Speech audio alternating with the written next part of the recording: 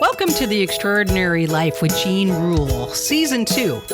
I'm on a journey to interview 100 extraordinary friends of mine in topical seasons. Season 1 put the spotlight on 8 incredible adoption and foster care families, including an interview with our son Jace's foster mom. In Season 2, the spotlight will be on education. Being in the education sector most of our lives as administrators, teachers, volunteers, and parents, in settings such as the private and public sector, including a decade of homeschooling, we've garnered amazing friends whose insights I know will be a blessing to you. In a tribute to this year's Olympic Games, I'll begin with interviewing 2 world-class student athletes. Following that, we'll start with the early years and progress up through elementary, middle, high school, on our way to interviews with higher ed, teachers, professors, administrators, and presidents, making room to highlight a few rebel homeschoolers and sprinkle in some stories with some of my amazing teen friends. I'm humbled once again that you would join me as I dive deeper relationally and craft a lasting legacy for my family to cherish. Well, let's get started. I know you will be as impressed as I have been with my first guest, Lindsey Zurbrugg, and her incredible Paralympic journey. Welcome to another segment of The Extraordinary Life with Jean Rule. I'm joined today by my friend, Lindsey Zurbrugg from Oregon. Lindsey, thank you so much for taking the time out of your busy schedule to be with me today. Yeah, no worries. Anytime. Cool. Well, I met Lindsey when I was living in Portland. We had just moved from Michigan, and the first year we landed there, we decided to homeschool. It was the beginning of the recession, and public schools in Oregon were going through some trauma. There's no sales tax, and so that recession really impacted their budgets, and schools were looking at having classroom sizes of 40 to 60 kids in a kindergarten class. And so we decided to take the plunge and homeschool. We had some friends doing it, and that was pretty impressive. And so that first year, I just went about doing the best I could. It's hard when you first start out. But by the second year, we had made some friends and we made some decisions. I wanted my son, David, our firstborn, to learn Spanish, how to speak Spanish.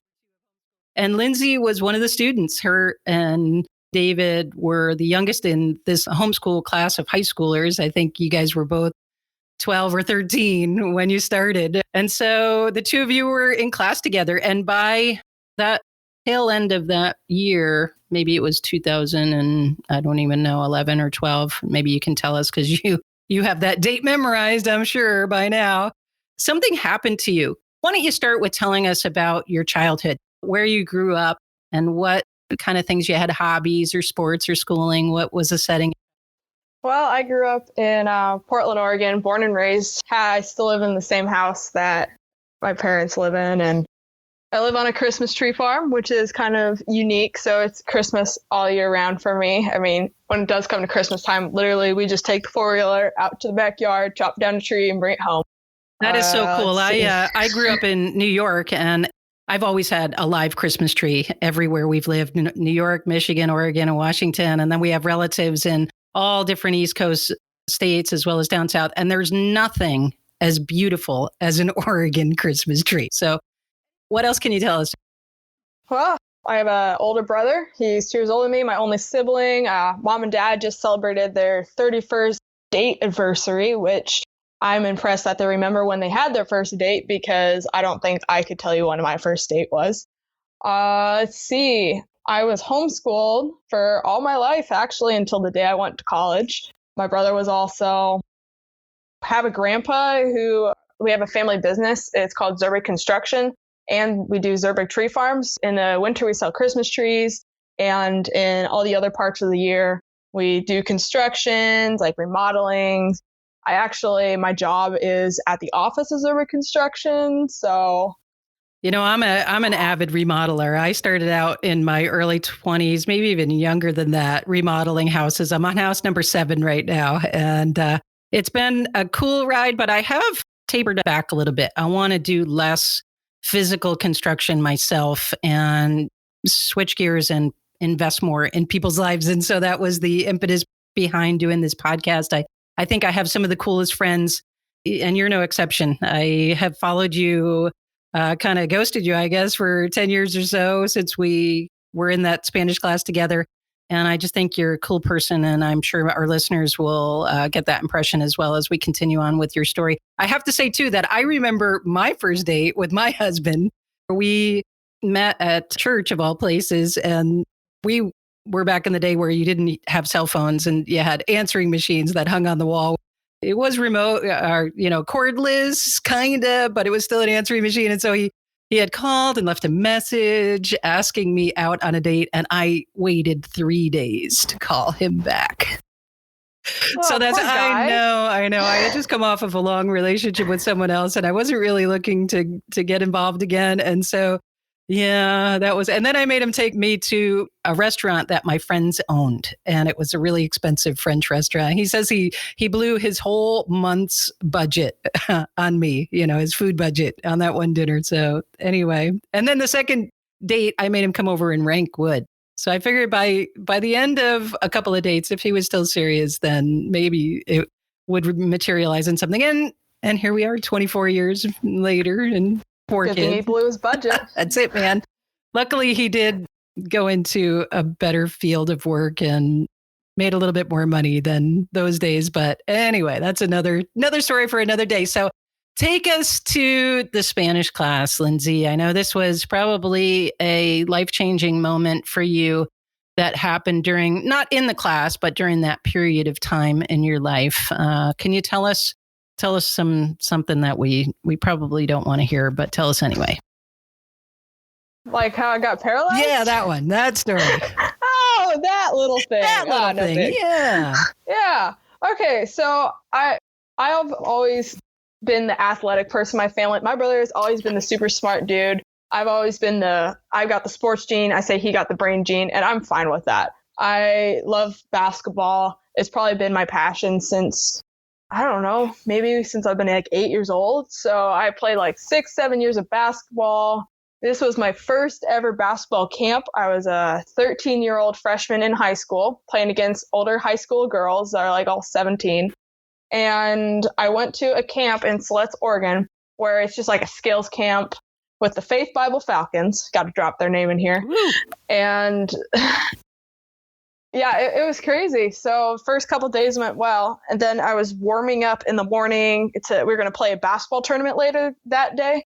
And so we were warming up as a team doing yoga, of all things. I've never done yoga in my life. That's it, man. But I was doing the downward dog stretch, and I pushed my heels into the floor, and then my back kind of started hurting. I'm like, oh, that's a little interesting. Immediately, I lost my appetite, which is very weird for a 13-year-old because I was always hungry. And gradually over the next 36 hours, I became completely paralyzed. No feeling in my legs, no function in my legs. And it's kind of weird just to think about it. But like after the first 12 hours after I did that stretch, I started losing function in my hamstrings. And then 12 hours later, I almost had no balance. So like if I tried walking on a straight line, I'd end up just like crashing in the walls both ways. And then when I woke up the next morning, I just remember my legs weren't really working. So I picked up my leg and dropped it, expecting it to work. And it just thudded on the concrete floor and I couldn't feel it. I'm like, oh, this is a little interesting. I probably should call mom. Yeah. So that's basically how I got paralyzed by yoga. So your mom wasn't with you at the time? That was a camp that you went away to? Yep, 3-hour camp away. So we like joking that she got one of those calls. So I feel bad for the woman. So did she first come, or did they rush you to the hospital? I forget what town did you say you were in? Siletz, Oregon. Pretty close to, it's like 15 minutes away from Newport, which is on the coast of Oregon. Yeah, there's not a lot of medical centers close by there. So I imagine it took some time to get you to a really good medical facility where they were checking you out. Yeah, I remember like the night before I actually got paralyzed, I called my mom and like, hey, something feels kind of weird in my body. And she's like, oh, maybe it's a pinched nerve. Tomorrow's the last day of camp. See if you can hold on till then, and then I'll come get you in the afternoon when it's pickup time. Well, next morning that didn't go so hot. So they called like a paramedic dude. He came and checked me out, and he's like, I have no clue what's wrong with you, but you need to go to the hospital. So then I called mom, and she came a couple hours later, and they took me to Newport. And then there, they put me in an MRI, and they're like, we have no clue what's wrong with you, and we do not have the equipment for this. So then they shipped me off to Portland, where OHSU Center is. Okay. So and that was my home for like a good 4 weeks. Yeah, I was going to say, finally you get to a place where you've got some professionals that can really figure it out. And it took them a little while to come up with the diagnosis. What was that? So originally they came up with the diagnosis of me having transverse myelitis, which that's just a bunch of fancy terms meaning the myelin sheaths around your nerves, it was like deteriorating, which that is not what I have. So I was actually misdiagnosed for probably the first 3 months after my injury. They just had no clue what to call it. So they just kind of threw a loose term out there. 3 months later, I had a neurosurgeon who was very interested in my case. And she took a look and she's like, oh, you have a tethered cord. Want to come get surgery on it tomorrow? I'm like, all right, why not at this point, if it has any chance of healing? So officially, I have a tethered cord or a traction injury due to a tight tethered cord. Oh, my goodness. Yeah, I know of spinal cord injuries. I have a brother-in-law who, along with my husband and two other teens, when they were in high school, were driving and a woman was reaching down for a cigarette she had dropped and swerved over into their lane. And they just happened to be going under a concrete railroad overpass. And so they weren't able to swerve out of the way. So they hit head on. And one of the teens in the car died. My husband got a broken collarbone and his brother had the aorta ripped from his heart. Luckily, they were in a area where there was a Air Force base, and so they were able to medevac him to Montreal, where they performed surgery and saved his life. But he also was paralyzed from the waist down, and geez, that's going on 35 years now or longer. So that was probably my only personal experience with spinal cord injuries, and then just, loose ones that I've known friends of friends or kids of friends and such. But this is the first time I've ever heard of a tethered spinal cord. What is that exactly? I did some research on it and I could read what I found on the internet, but I'm sure you've done a little bit more than that. So maybe you can tell us what you know. Yeah, so basically, in the simplest terms, what a traction injury to my tethered cord, what happened to me is when you are a baby in utero and your spinal cord is developing, it normally attaches to your vertebrae L1, which that's basically one of your vertebrae around your hip level.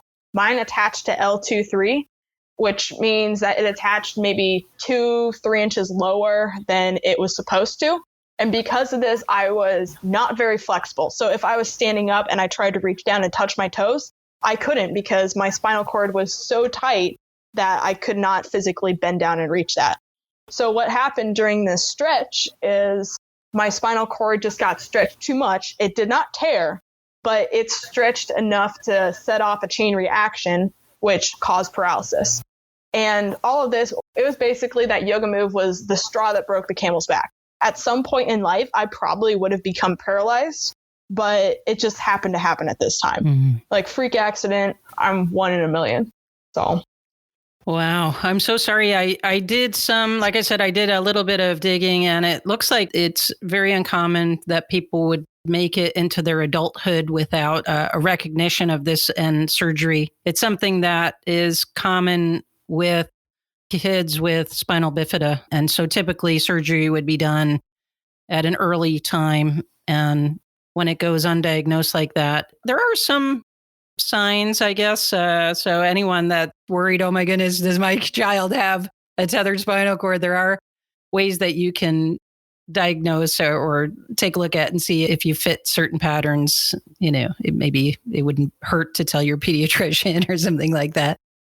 I went to the Christopher and Dana Reeves Foundation. For those of our listeners that are as old as me, everybody knows who Christopher Reeve was because he was like the greatest Superman of all time. And he had fallen off a horse and had a trauma that also made him paraplegic. And as a result of that, he ended up passing away. But he and his wife, who also passed away, I think, from cancer a couple of years later, I mean, these people can't catch a break, formed a foundation. And so a study from the Reeve Foundation estimates that over 1.2 million Americans are suffering and living with paralysis resulting from a spinal cord injury, 5 times the previously commonly used estimate of 250,000. And then it looks like currently there's no cure for spinal cord injuries. However, ongoing research to test surgical and drug therapies is progressing rapidly.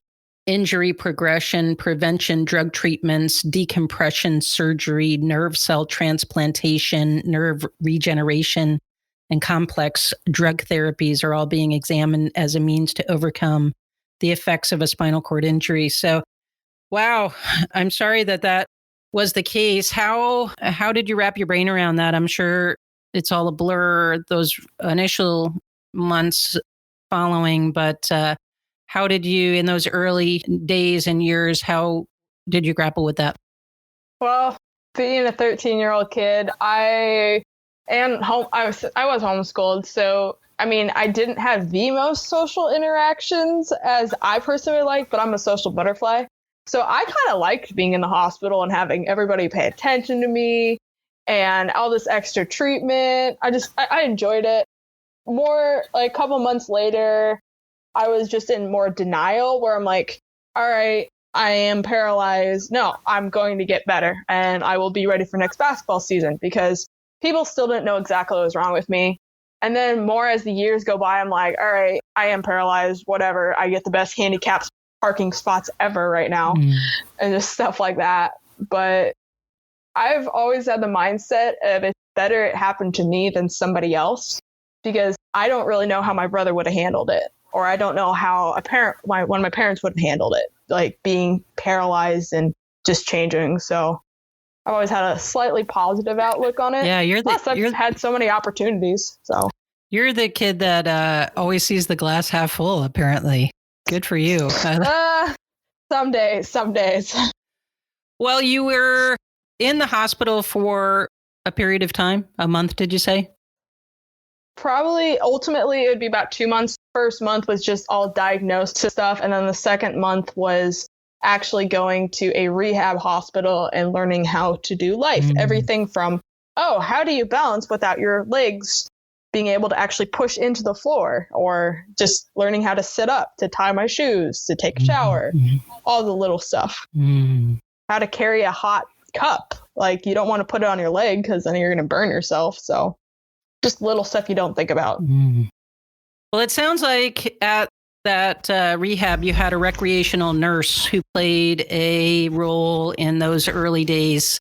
What was she all about? How did she inspire you? This nurse, she definitely pushed me to get outside and just get back to being active because I did like basketball so much. And she was actually the head coach for a juniors wheelchair basketball team in Portland, which all juniors mean is basically middle school, high school basketball for people in wheelchairs.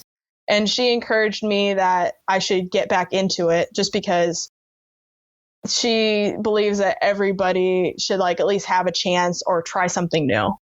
So she kind of gave me that little push to give some thought into playing basketball. She never forced me to play it, but she did one day take me out of the hospital, which was a huge treat. So I got to go in the car, which then, I mean, it's an effort to like, how do I transfer in a car? So we worked on that. And then I actually sat in a basketball wheelchair and I took a couple shots and I thought that was pretty fun. So. Well, and we should mention that you're not a really tall person, right? If you were, stretched out, I'm 5'4". Would you call me tall or short? I would call you average. I'm 5'4" as well. There you go. I know, it's a perfect size. Before I had tethered cord surgery, I was 4'11". So definitely not very tall. Yeah. But well, I stretch all 5'4" of me up as big as possible and act like I'm huge, even though I'm not. Your reputation is what intimidates people, not your size, I guess, right? Well, hopefully. Once you left the hospital and the rehab, did you spend a period of time at home, or did you? Because that was just your freshman year of high school, right? So you navigated. I think I remember seeing you come back to the Spanish class in your wheelchair and finish out your time with Mr. Eek in his Spanish class. Yeah, of what I do remember after, like, I tried just to go back and find a normal in my life since we had so much abnormal. We went back to senior rigs class, and I did definitely stay home more for a bit just to try to, like, oh, it's just easier at home. I don't have to worry about, do my friend's house, do they have stairs? How am I going to get in their house? Am I strong enough to be able to transfer into a tall car? So I did stay home for a bit, but the longer time went on, I realized that I can't just stop my life for a lack of being able to use my legs. So then I just eventually found a new normal. And what was that new normal? What did it look like once you graduated high school? What did you decide to do? Went to college, like I would have done if I wasn't paralyzed. Just everything that a normal human would do, that'd be normal. It's just, I feel like I'm normal. I just can't use my legs, which some people are like, oh, that's not normal. I'm like, your normal's different than my normal. It's just a setting on a dryer. And what college did you end up picking and why? I am attending the University of Wisconsin-Whitewater. There are 5 women's wheelchair basketball teams in the USA for collegiate. And the teams are Whitewater, University of Texas Arlington, University of Alabama, University of Arizona, and University of Illinois. Of all these teams, Whitewater is the only D3 team. But the reason why I chose this team is I knew, 1, I would get the most playing time. And 2, I believe they have the best fundamentals. And while it would be amazing to win like a championship ring or multiple of them during a career, I ultimately want to become the best player that Lindsey Zurbrugg can be, not necessarily have the greatest reputation in college, because I want to make it to the national stage. And the national team does not care if you have a collegiate ring. They care about how good you are. So cool. Well, that's why I chose Whitewater. I did a little digging on the history of wheelchair basketball, and I came up with some details. It was really after World War II, the veterans who were wheelchair bound came back home and started 1946. By 1948, the NWBA, or the National Wheelchair Basketball Association, and the first official National Wheelchair Basketball Tournament was documented in play. At that point, a few VA teams and different players joined, and that, kind of set in motion this movement, right? Wheelchair basketball for women began to surface in the mid 1960s. And in 1968, a U.S. team competed alongside a U.S. men's team in the Paralympic Games in Tel Aviv, Israel. By 1973-74 season, there was the first recorded wheelchair basketball game between 2 organized women's teams. And in 77, a proposal to create a women's division was submitted to the NWBA delegates and approved. And today, over 200 teams exist. And it sounds like you found your way to playing collegiate ball. The Warhawks is such a cool name. Yep. We are the Warhawks. I love the Midwest. We lived in Michigan for 3.5 years, and I kind of say that I'm a New Yorker that was filtered through the Midwest, then find my way out west. And so I feel like I'm a more gentler, kinder version of my New York self, having spent some time in the Midwest. And I'm sure your experience is no different. What was it like? I believe I read somewhere where you were the youngest person on the team, at age 18? Yeah, for the Whitewater team, I was actually 17 for the first month while I was there, which means every time we went on a school-sponsored event, I had somebody had to sign off and be my legal guardian, which, thank goodness, that only lasted a month. Yeah. But yeah, I mean, coming from a Christian homeschool background and then going to a secular college was quite the shock. Definitely, I don't think mom could have prepared me for how much of a shock it was. It's just so much different than I was used to, for sure. But I think it was good. It was needed. It's a good reality shock to the world. And I believe you racked up quite a few wins while you were there. You ended up competing and making the women's national team, Team USA, correct? For all 4 years of your college time there? Yeah, all the years there, I was able to compete for Team USA. What's that like? Is that where college age girls, women try out and compete and they only accept, because I would imagine there'd be hundreds, right? Competing for a small number of spots on the team. What is the elimination process like to even get on the US team? So it is by invite only from the coaches or the board of whoever is choosing the players. I remember my first year, in 2017, there were probably 50 people at tryouts, which you basically submit an application online being like, hey, I would like to come to the tryout camp to try out for Team USA. And then you'll get an email saying yes or no, basically. And then once you're there, you go through some serious regimens of testing where you'll do shooting stations. So you're at this one shot, you shoot this one spot, you shoot for probably a minute straight, and they record like, oh, you made 15 out of 20.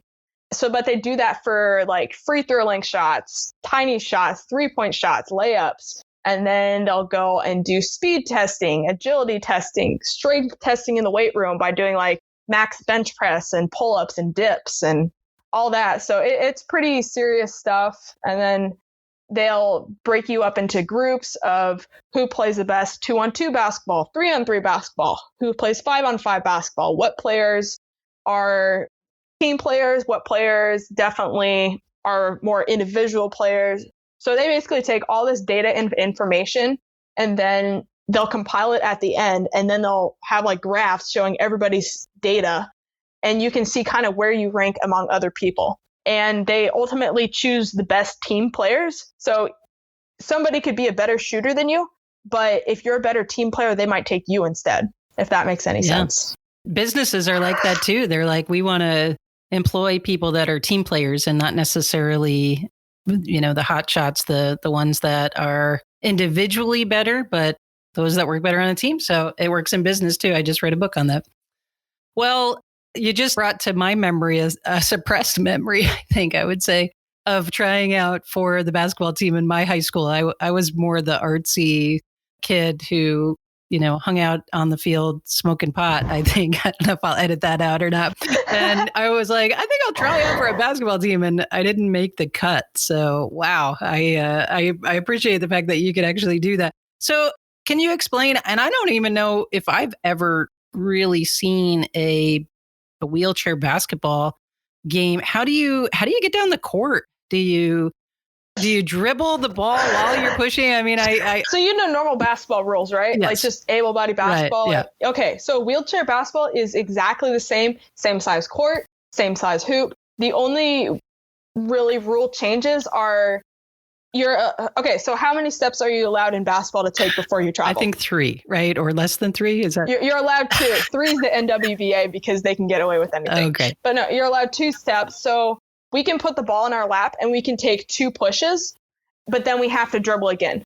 The way wheelchair basketball is different, is there's no carrying violation or double dribble. So I can pick up the ball, put it on the floor, pick it up, put it back on the floor as many times as I want, and it's not going to be illegal. As long as I push twice if the ball's in my lap, or 2 touches of the wheel technically counts as 2 pushes. Okay.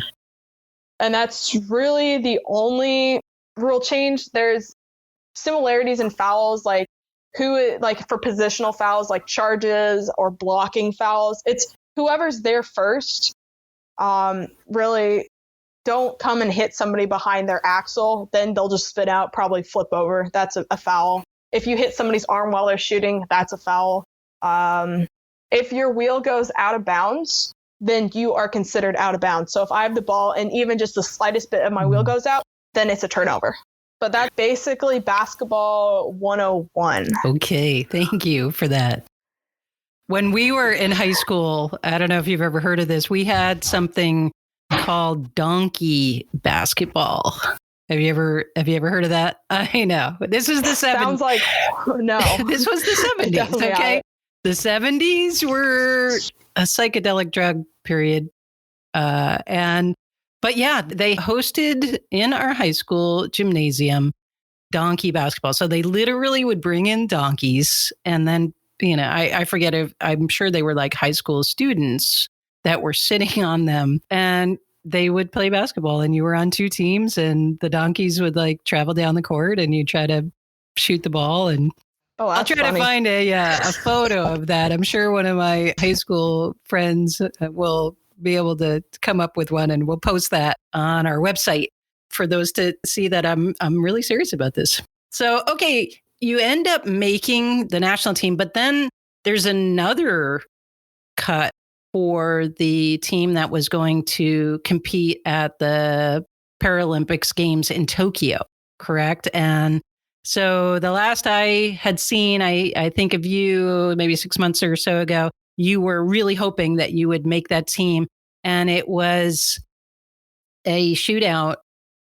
Can you explain the dynamics of that? When did you go to Lima, Peru, right? So explain how that went. Was it the top two USA teams were battling it out for first and second, or gold and silver, gold medal? So at what point were you in Lima, Peru, battling it out for being top dog in the world? So the way a tryout process works is the top 12 players in the USA will make the team. And then each year, so 2017, we went to Cali, Colombia to play in the World Qualifiers Cup. So every 4 years, there's a Paralympics, and every 4 years, there is a World Championships Cup. So 2018, we were able to qualify in Cali, Colombia. So we went to the 2018 World Championships in Germany. So that was in Hamburg, Germany, which we placed 6th there. So the next year in 2019 in Lima, Peru, that tournament was going to be for the Paralympic qualifier. So in order for us to qualify for the Paralympics, we needed to place either the first or second place in that tournament. And then we did. So we are eligible to play in the Paralympics. But we had to play against all the teams in 2019 in Lima in North and South America. So Canada and us, and I think Mexico is there, and Brazil was there, and Chile, and the Peru team. So basically, we all play tournament style, and the top two are able to go to the Paralympics. Well, I was reading an article on that game and the dynamics of that particular game, and it sounded like you were hot stuff in that game. You came out early on and made some pretty cool shots and put your team ahead, and then continued strong back and forth, neck and neck to the bitter end. Then at the very end, can you describe what that last split second or so was like? Oh, it was horrible. It was horrible. So for those of you that don't know, we ended up losing that game by, I believe, 2 points. Not a lot. So, we were down by 3 points. And basically the best player on our team, Becca Murray, best shooter in the world, I'll call her out. She had the ball and she just got swamped by the defense, but I was on the opposite wing open at the 3-point line. So she passed me the ball. I shot it with a couple seconds left. It went up, but it rimmed out, and it was just heartbreaking, honestly. Which after the game was like, oh, wow, I just missed the whole shot. I lost the game for us, blah, blah, blah. But then I have to always do a little mental check and be like, no, it's a team sport. It's a team game. One turnover could have been the difference. A different shot, a missed layup could have been the difference. So, yeah. Wow. Exciting, though, isn't it? Our family, as far as sports go, our 3 kids, they're not really super sporty. They were more of the academics. Our kids did competitive speech and debate. We actually learned about that also from Senior League, and that started us on a really cool journey of competition, but it was more the academic competition. And then our son David competed in saber fencing for 5 years while he was in high school. After, I think around the time that you were in Spanish class with him, he started. And he was able to qualify for the Junior Olympics a couple times. And that was a fun run, but only during high school. He never competed in the college level because he would have had to go East Coast and he just wanted to stay on the West Coast. So that ended his journey. But how exciting. Those games are memorable. I'm sure that you'll be able to tell those stories to your grandkids someday. It sounds like there were a lot of people that have good things to say about you. Was your mom and dad able to, or extended family, to go and watch that game? No, whenever there's like a big tournament where there's a whole bunch of teams and a whole bunch of sports competing, all the athletes are kept in the little athlete village, and we aren't really allowed to go outside for safety purposes because a sad fact is a lot of countries do not like America. So it's kind of dangerous for us to actually go out in other countries. So I knew I wouldn't be able to see them a lot, and they can kind of just they can watch it on the TV. So, I mean, my mom and my brother did come to 2018 for the Germany World Championships, and that was cool. But they can just watch it at home. They will come to the Paralympics, though, if we ever have it. Yeah. Was that scheduled in 2020 and it's been postponed? Is that the deal? Yep, because of the COVID, it was scheduled for the end of August, so it has been postponed for one entire year. So it'll be still titled the 2020 Paralympics in Tokyo, even though it's going to be in 2021. One of my good friends and I, Garvin, is from Tokyo, and we're in the process of doing her interview where she hailed from there and ended up adopting a Chinese little girl with a special need. So we'll get to that interview. It'll probably air before yours. So I'm sure people, if they hear this one and they haven't heard that one, please go back and listen to that one because that one's going to be awesome as well. She'll have some fun facts about Tokyo. My son, Sam, traveled there with my husband when he was in high school. We have kind of some cool pictures of him eating like live squid at the, fresh out of the water.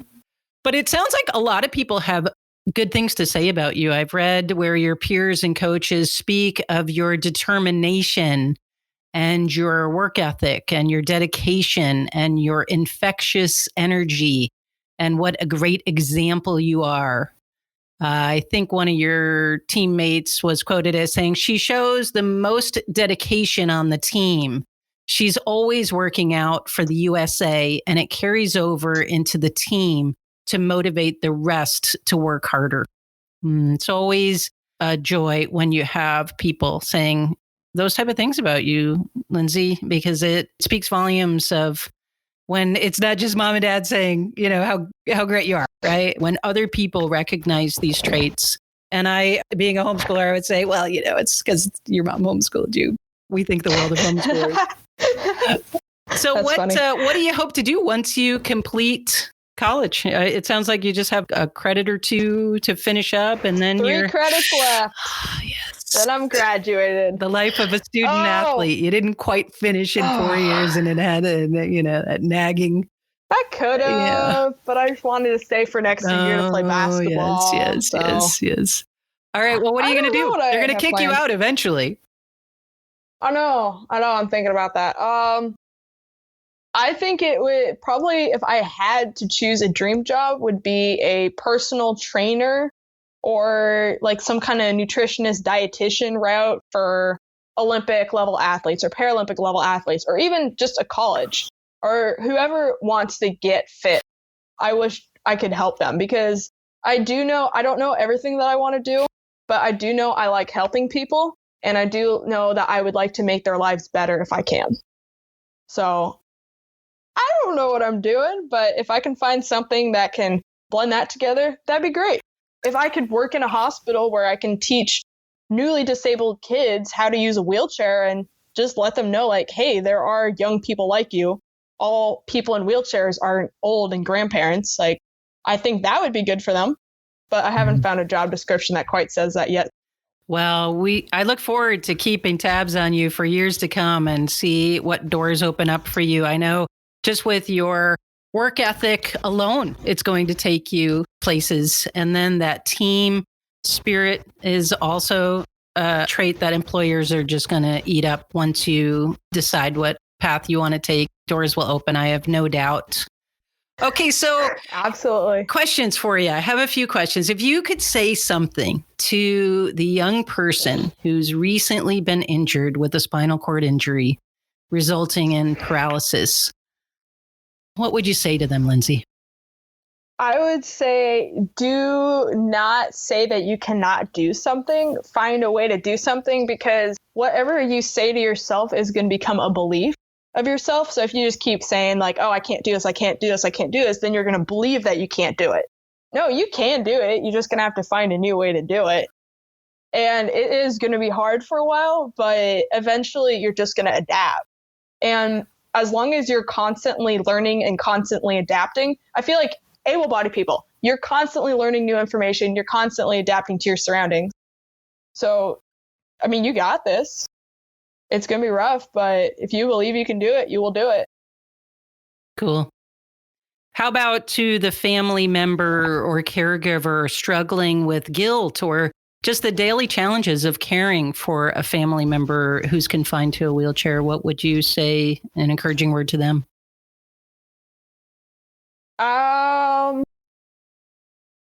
I would say treat him like a person. I mean, I feel like something that I've noticed is a lot of people will, like, and this is more from the person in the wheelchair's perspective, not the caregiver, I'll get to them, but a lot of people, even at restaurants, will talk really loud to me like I'm deaf, which I'm not deaf. Like, my hearing's just fine. I just literally can't use my legs. I mean, I would say to the family member, don't feel guilty. There's no reason. Guilt will not help any situation. Like, if there's a problem, fix the problem, get on with your life. Don't feel bitter. It's not going to help you. It's just going to make you a bitter human. Yeah, I really don't know exactly what to say. I don't have all the right words, but you just got to learn how to get along in life. Life's not going to stop. You're a very stoic person or someone with a lot of stoicism. It's not a trait that we see a lot today. And you're very pragmatic and just practical and just, hey, this is my lot in life. This is my challenge. Let's just get on with it and do the best we can. And not just eke out a life, but really succeed and thrive, even despite cards you've been dealt. What would you say to those 4 competitors who didn't make the cut to compete in Tokyo? What's it like to be an athlete and not be able to reach that dream and measure up? I would almost say get angry, because if I don't get angry like at the people, don't get angry in that way. Get angry in the fact, like, oh, the coaches think they're better than me. Okay, I'm going to go work my butt off and I'm going to go do everything possible to get to that level. And at the end of the day, I will not have a regret.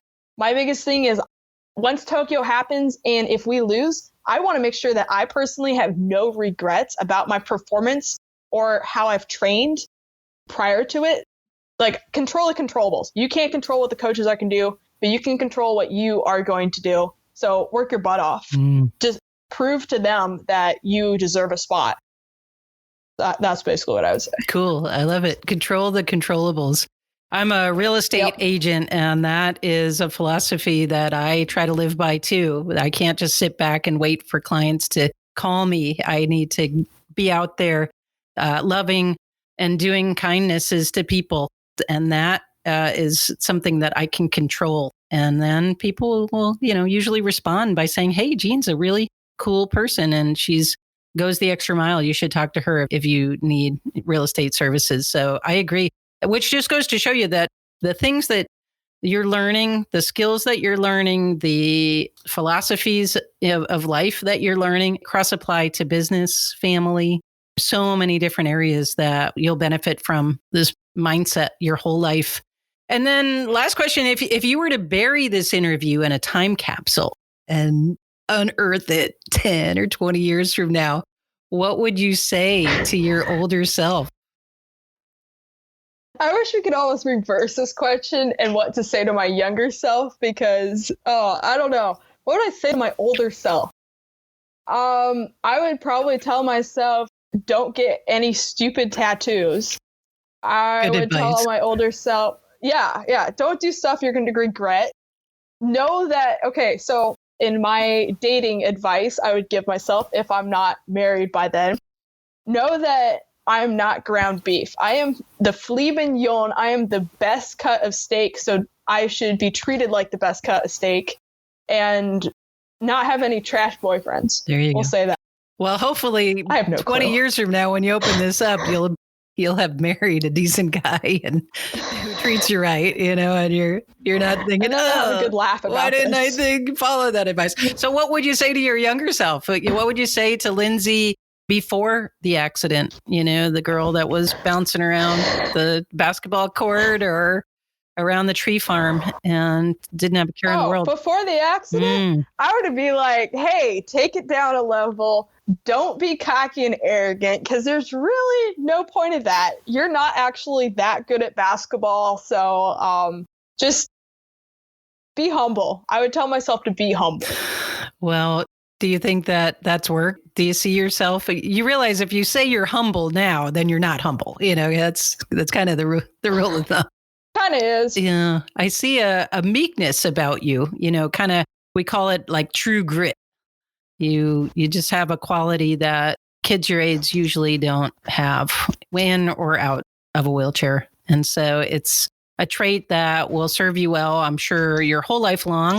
I'm sure it makes your mom and dad super proud. What would you say to your mom and dad if they unearthed this time capsule 20 years from now? I still love you. I'd probably say that to them. I mean, it's what it's all about. Yeah. Family's family. Yep. I'm going to love you no matter what. Cool. So, Lindsey, tell me about your sock collection.